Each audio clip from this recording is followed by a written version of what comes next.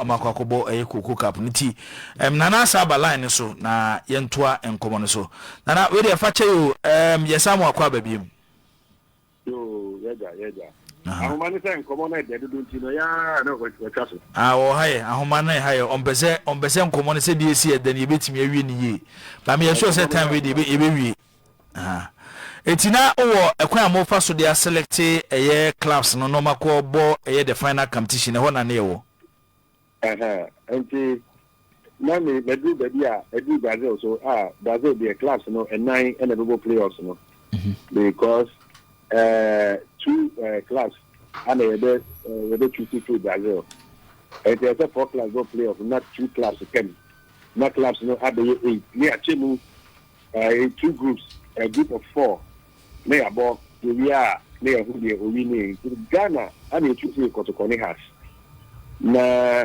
Kotoko has no the Otoba and the Nankai original date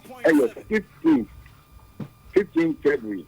It is a day after the Val's Day and necessary Ghana the chocolate day because of the Ukuna Batahono. That whether by design or coincidence, Saturday now okay league sisters now Kotoko has match Saturday now. And you say you for your echo match.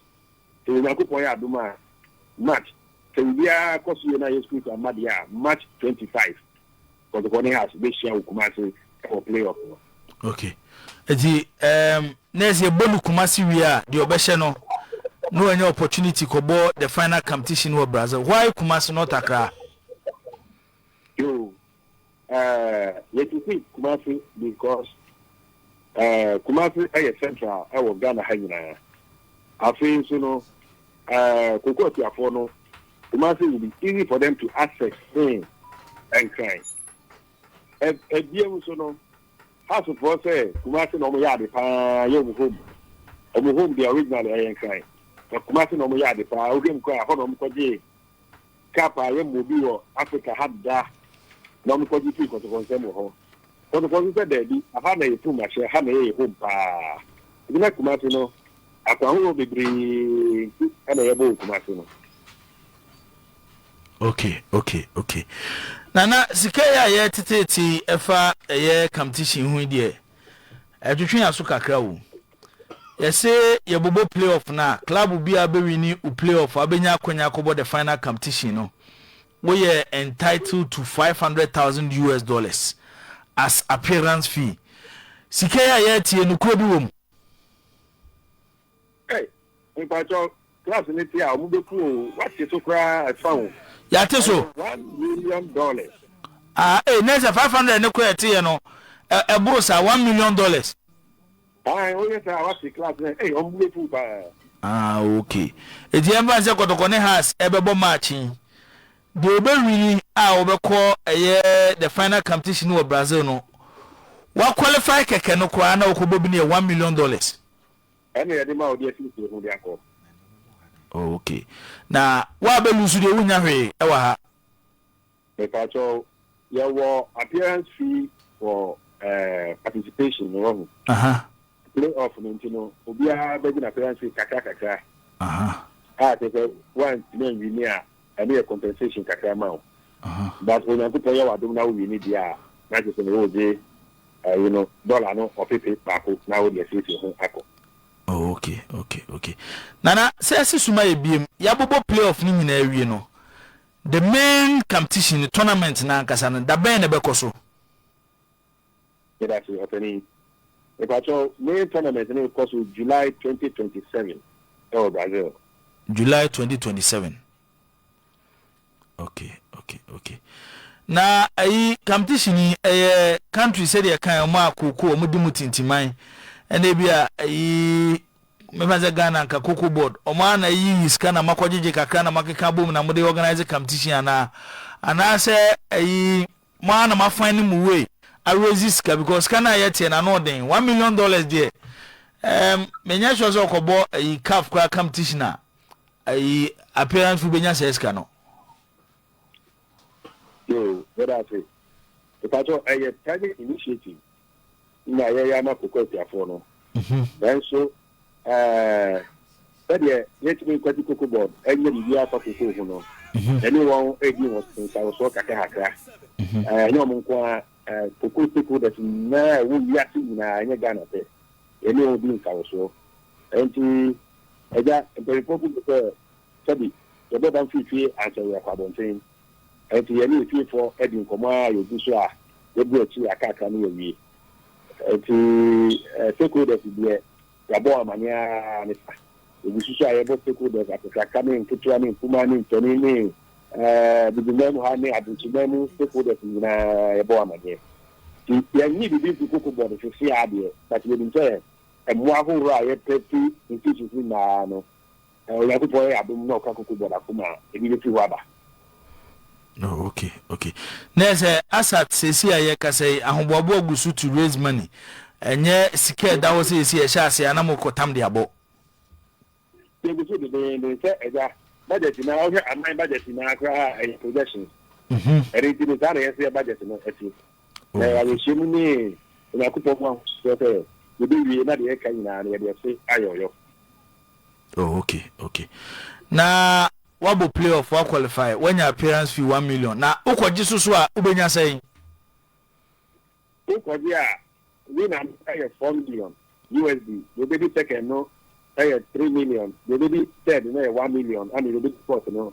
Sorry, the baby third, near 2 million. And the baby fourth, no, 1 million. Okay. If you will not qualify for the next thing, say, we will say 1 year, the crowd, 1 million, account 1 million. Oh, okay. And also Brazil 4 teams and I'm be your mafio. Yet he could was so could was don't a yemian terms of be 2 sa normal playoff. I too could was last year not about affect any African sports. Oh, okay. You will really in the back. Okay. The African how many countries now selected or more? Countries in am I new to Africa? Okay. Ghana ni Cote d'Ivoire. Oh, okay. Now, Yahoo USA bisu USA susu mba febi ho. But USA 2 clubs that I qualify.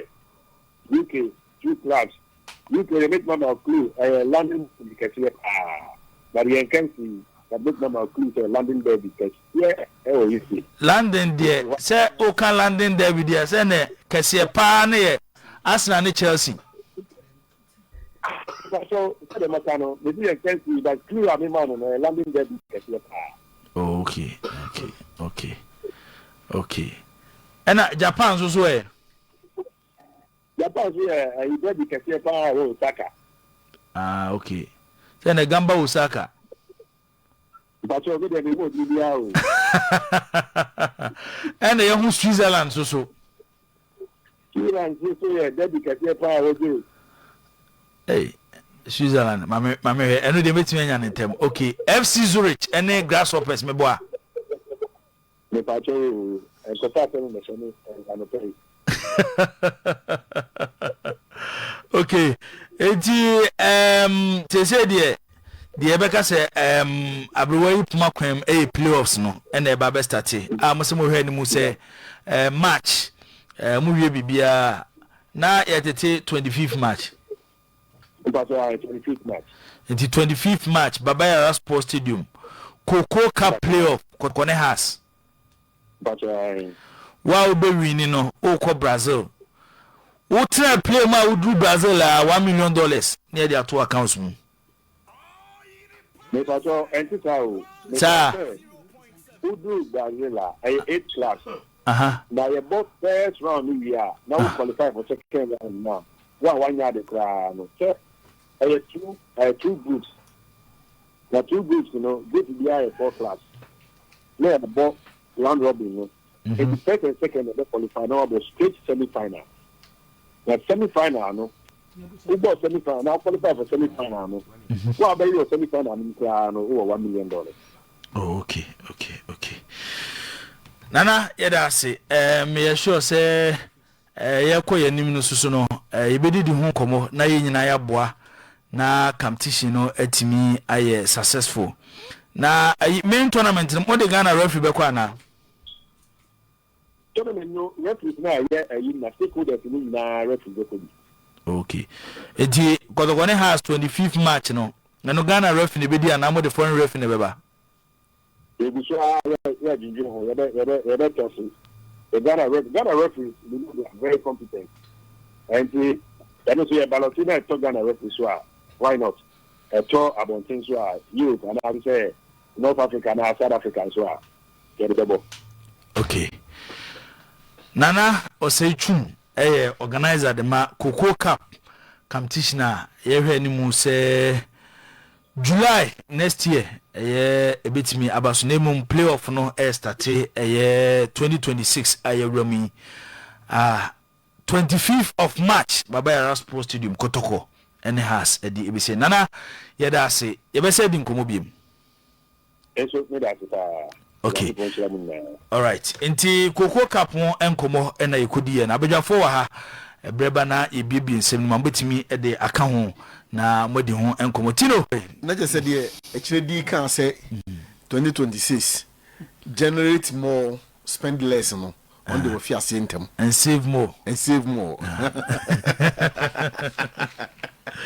they are content em say na je say the journey to Brazil they send there interview no na bi match akle ni nyina kama 25th match Kotoko has Cocoa Cup playoff Baba Yara Sports Stadium and $1 million that on we so another 1 million just say udu semi final enti we chance say even by at the semi final no we beti menya $2 million na say oje so ay say 4 million enti $6 million na that's no in all so $50,000 who participate no $50,000 okay there's amount to be I know what qualify no compensation enti we dey lucrative how much me crowd them pipe on say Kotoko say house the obeka call present Ghana bia no won kwanko du fa na no nkoje no nya $6 million no on say wo kabo mu a na say bia MC 6.5 whatever na just say per chrono ni butuma yede at least onya 6 million na just say ntia ndie yede no ato ho no nti afei mame emra we so ye he Benjamin Sari aw kabdi fi Kotoko abana okay mame ntiwe mate mi dase Kotoko beat Kinfesa in an empty stadium. Fans' interest in the game is dying down. Who will save it? Boss, enu Kotoko ni Kinfesa bo MTN FA Cup. No cleaning ya mie ni. Boss, Kotoko ni Kinfesa ne boy you. No cleaning ya mie ni. Afi di adena ayi na boy kwa na manfo nim se game bi wo he no anko obi ansi ho amama ba kwa ansi ho wa no maba de mu ko bi ba fo wa boss eno na yi mo ho se poba mu ko hwe bi oh na boss se wudi poba no ne hwan poba no ko no hwan menu akofitela ndi pasen ya o se onko bi a amanfo ko but anko te se de ye ready no ko no nenye omo mo ko ho no ye gofo a omo ko twa mu bi ko hwe ade bi nyankofo anko hwebo nenye enye Kotoko ni Kinfesa ni ade no ewu asase obi fato no so say what obi ankrofi o say it was behind closed doors not empty stadium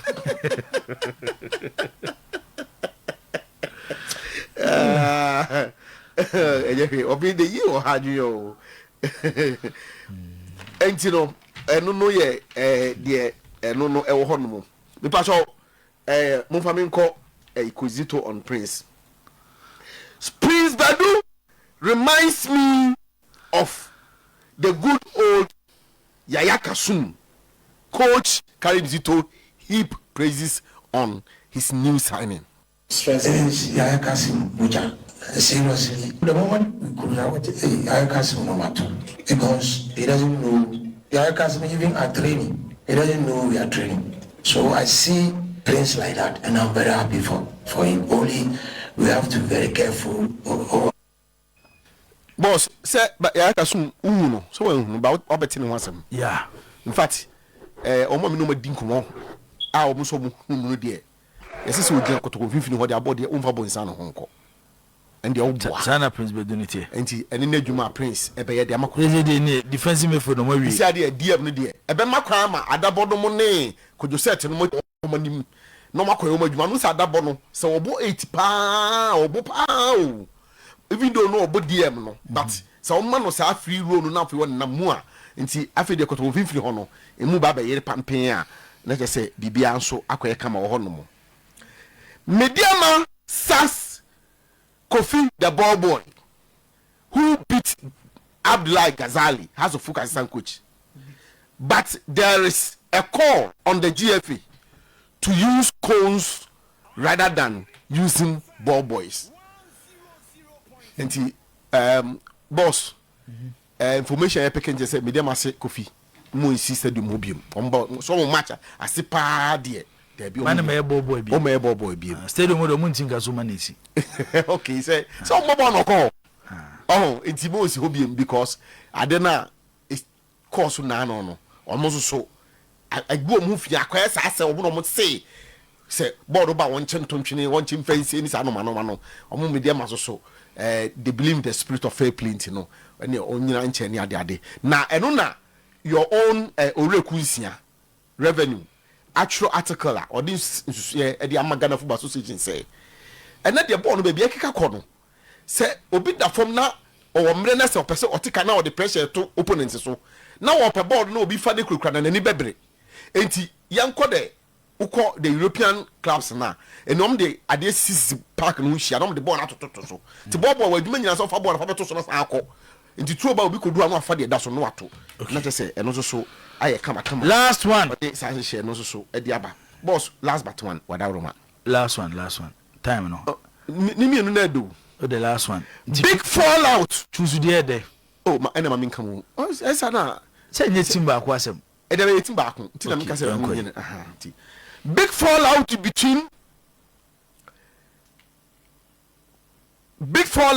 between the camp of Benjamin Asare and House top men as Benjamin Asare storms House of Folk Secretariat in anger after they failed to pay his salary in full.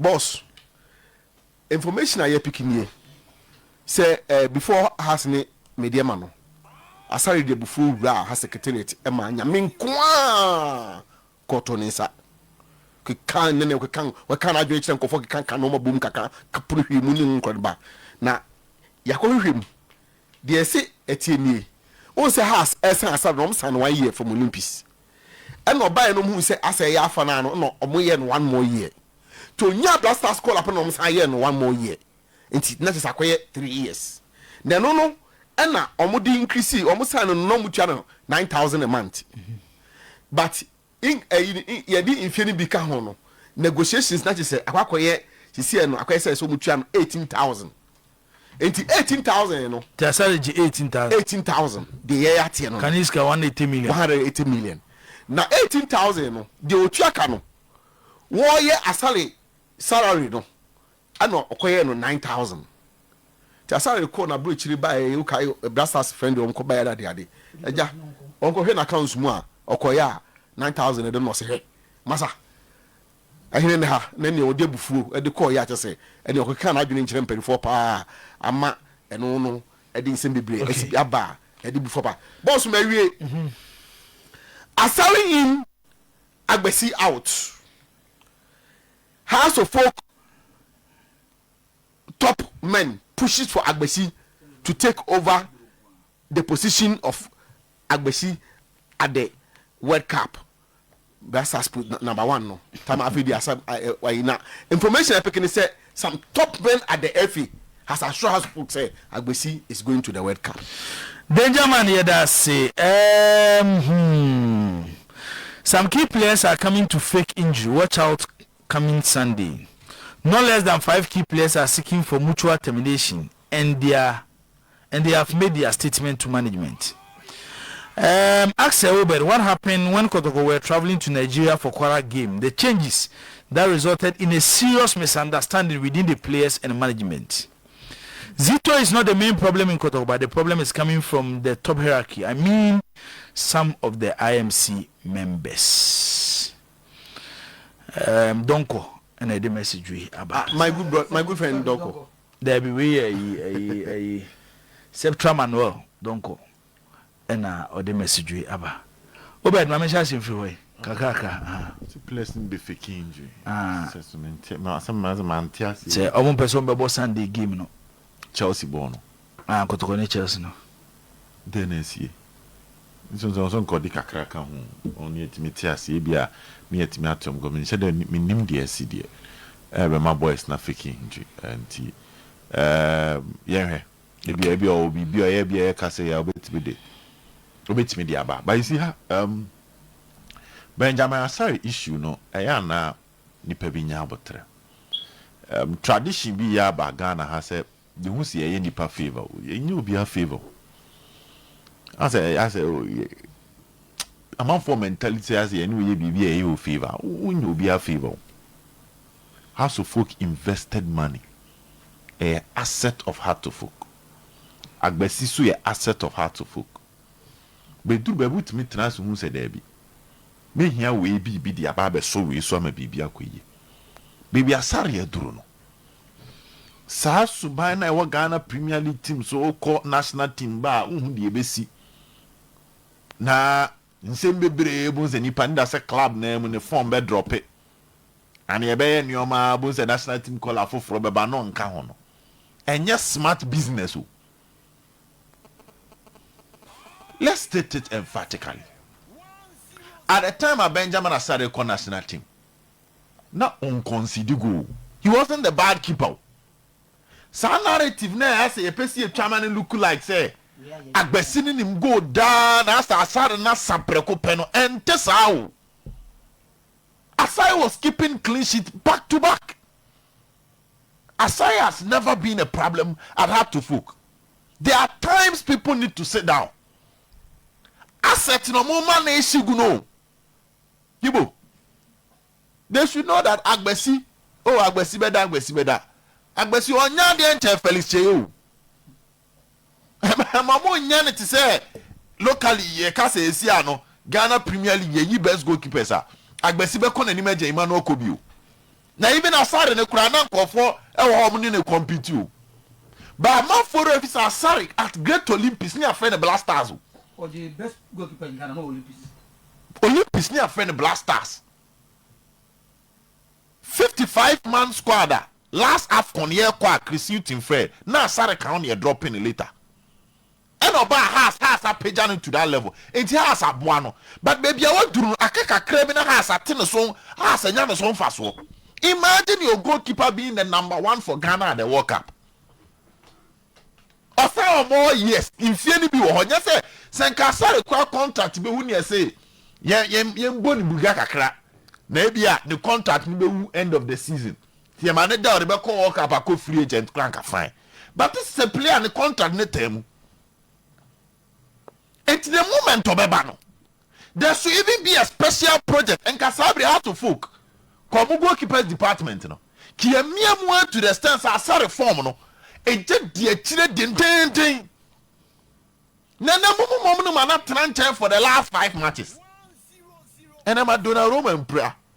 Not trust from bedem na said Donnarumma about medemwa. Ma Allison bed prayer. Na second keeper mbasa Allison ba medemwa. Mamas Davili. Yen kanu krenchire nipa.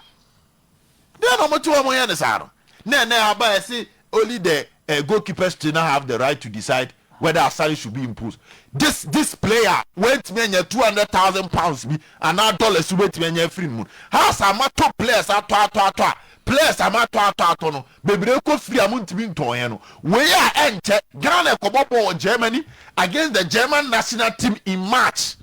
Imagine a salary imposed. It was Stuttgart. On the Florent Vit. Na die be wieni na me fa kire wonye save 2-3 bi. Say Ethiopia ha bi kura no ana South Africa na Tanzania kura mutbi ton nko ho. Ah na dem komo no mutu o mudi ni sa no. Already e be come so akire. Say dey say goalkeeper stay na answer. Kotoko ye bi wo kroma. Ambo mo Sasari mpoko. na Sasari Andagua. Say FIFA say, wow player, club be a player beba World Cup. You are taking close to $300,000 and don't go ever to accountable. Some project well I say Majama goalkeeper still na wa. Over the about to assume go ye.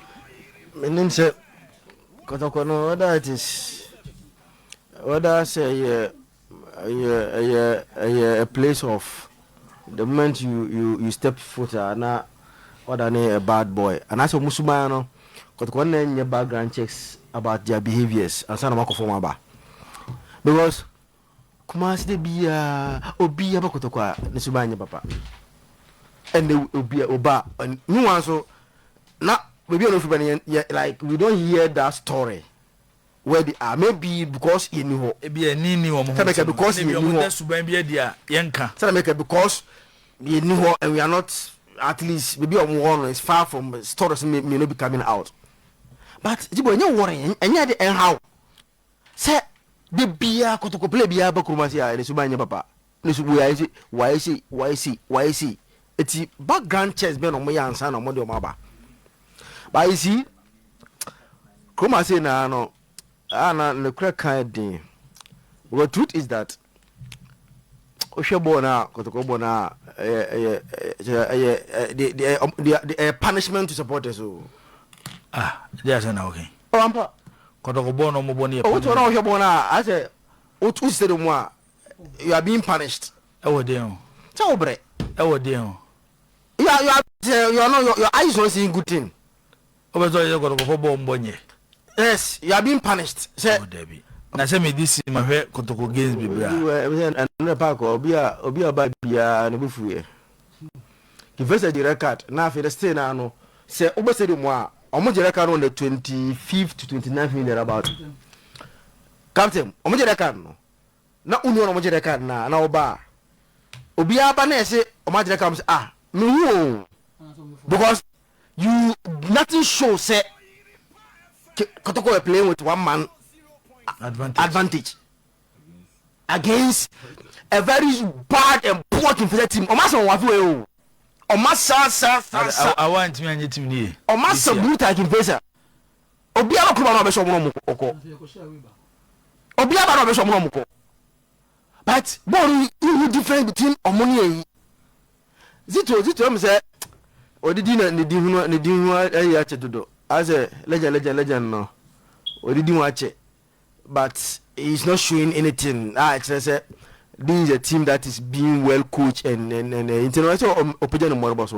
We will see it in this weekend against Chelsea. Yeah.